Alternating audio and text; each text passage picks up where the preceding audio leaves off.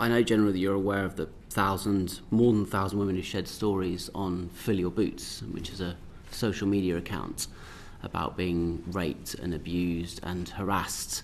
And I'm just going to read some of them out here, just to put them on the record. I used to hold my breath in my room at night when they were trying the door to make them think I was out. Another one. I was being bullied and harassed by a senior commissioned officer. I raised it, but it was ignored. Another one.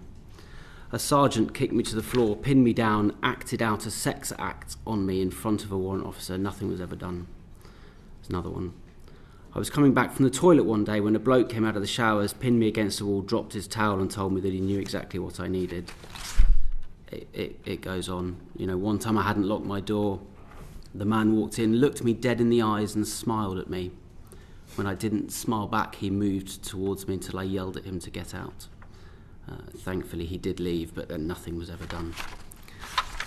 So much of what we've heard this morning from you and your colleagues, General, those complaints relate to the army, which is why I'm asking you the question, are around process and around structure. And process and structure are important, they're necessary, but they're not sufficient.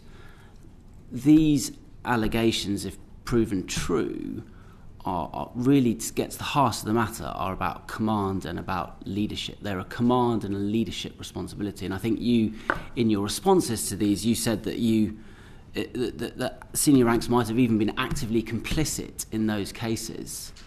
So in cases like this, what does command and leadership mean to you? What actions should the chain of command be taking to make sure that this doesn't happen?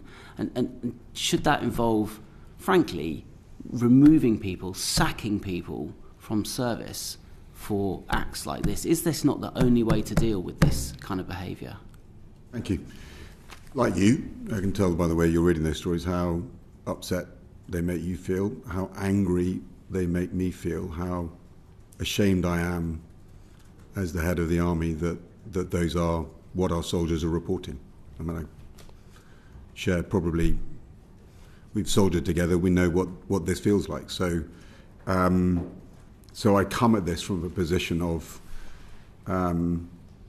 anger, of emotion, and of a desire, like you, to see some form of justice or reconciliation. It hurts me that young people volunteer to join our army, citizens volunteer to fight for this country. Combat is hard enough as it is when everything's on the line and the only thing you've got is your teamwork around you to keep you safe. It angers me that those people are having to fight their own people before they get in front of the enemy. So I'm with you. This is a chain of command responsibility. That chain of command has got to be robust, resilient, disciplined, and effective under the most tremendous loads of combat. So we've got to enforce and ensure that our chain of command does its job. That's why I wrote to my chain of command. It was a very, very specific letter to my chain of command. This is on us. In the army, you know that the greatest risks are carried by our most junior soldiers, probably with the least amount of experience. Our motto as an officer corps is we serve to lead. We serve those that we lead. It is our job to make sure that the difficult and dangerous tasks they've got to deal with, we make it as easy as possible for them to do it, but it is never an easy job. So I'm absolutely committed to putting my chain of command, from the most newly promoted Lance Corporal to me as a 4-star General, we are collectively responsible for making sure our soldiers can come to work without fearing their own people.